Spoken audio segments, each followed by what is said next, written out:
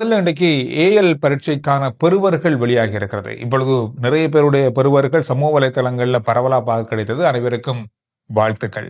Iran ஒரு மிக முக்கியமான பெரிய அளவான ஒரு எச்சரிக்கையை முன் வச்சிருக்காங்க. இன்று ஏப்ரல் மாதம் 1ஆம் தேதி ஈரான் நேரப்படி இரவு 8 மணிக்கு அமெரிக்காவினுடைய அத்தனை கிட்டத்தட்ட 15 நிறுவனங்கள், மிக மிக முக்கியமான நிறுவனங்கள் இவை. அதாவது மேற்காசியாவில் இருக்கின்ற ஃபேஸ்புக்ல இருந்து யூடியூப், அதோடு ஆப்பிள் நிறுவனம், இன்டெல் நிறுவனம், டெஸ்லா நிறுவனம் என்று ஏராளமான முக்கியமான பொருளாதார நிறுவனங்கள், தொலைத்தொடர்பு நிறுவனங்கள், இவங்களுடைய அலுவலகங்கள் மீது தாக்குதல் நடத்த போகிறோம்.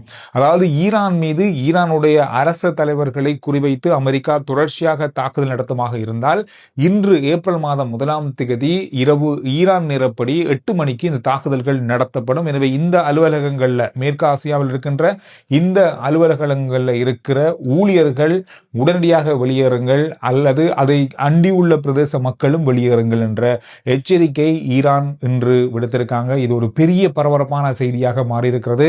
எனவே அமெரிக்காவினுடைய பொருளாதார மையங்கள் மீது மத்திய கிழக்கில் கடந்த நாட்களாக தொடர்ச்சியாக தாக்குதல்களை நடத்தி வருகிறது ஈரான். இப்பொழுது பகிரங்கமாகவே இந்த அறிவித்தலை விடுத்திருக்காங்க. இந்த அறிவித்தல் என்பது உலகம் முழுவதும் இருக்கிற சமூக வலைத்தள பாவனை தொடர்புகள், அதோடு தயாரிப்பு நிறுவனங்கள், தொலைத்தொடர்புகள் என்று ஏராளமான விடயங்களை பாதிக்க வாய்ப்புகள் இருக்குன்னு சொல்லப்படுது. இந்த எச்சரிக்கைக்கு பிறகு பலதரப்பட்ட விடயங்கள் இப்பொழுது பரபரப்பாக மாறியிருக்கு. இதை தாண்டி சவுதி அரேபியாவுடைய அமெரிக்க தூதரகம் உடனடியாக சவுதி அரேபியாவில் இருக்கிற ரியாத் அமெரிக்க தூதரகம் தான் இந்த தகவலை வெளியிட்டிருக்காங்க.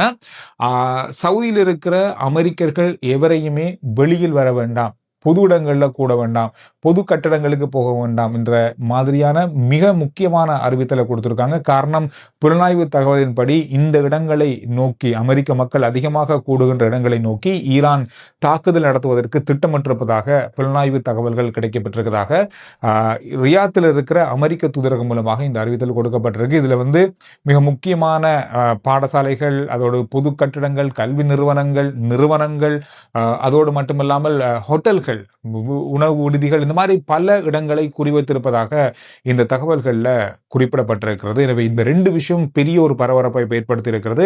ஈரான் மிகப்பெரிய அளவான எச்சரிக்கைகளை விடுத்திருக்காங்க. இந்த எச்சரிக்கைகள்ல இது மிக முக்கியமான 2 எச்சரிக்கையாக இருக்கு.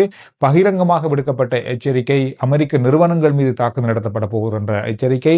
இது எல்லாமே இப்பொழுது பார்க்கப்படுகின்ற நேரத்தில் ஈராக்கினுடைய தலைநகர் பக்தாத்ல வைத்து அமெரிக்காவுடைய ஊடகவியலாளர் பெண் ஒருவர் கடத்தப்பட்டிருக்காங்க.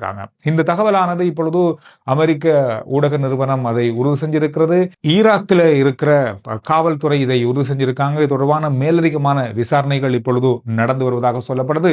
இறுதியாக கிடைத்த செய்தியில இந்த பெண்மணி, அதாவது இந்த ஊடகவியலாளர் கடத்தப்பட்டது என்பது ஈரானுக்கு சார்பாக இயங்கிக் கொண்டிருக்கின்ற, அதாவது ஈராக்கில் இயங்கிக் கொண்டிருக்கின்ற ஆயுதப்படை இவரை கடத்தி இருக்கலாம் அப்படின்ற மாதிரி இப்பொழுது ஊகிக்கப்படுகிறது. மேலதிகமான விசாரணைகள் இப்பொழுது நடந்து வருகிறது. இது ஒரு சர்வதேச ரீதியில பெரிய பரபரப்பை ஏற்படுத்தியிருக்கிற இன்னும் ஒரு செய்தியாக மாறியிருக்கிறது.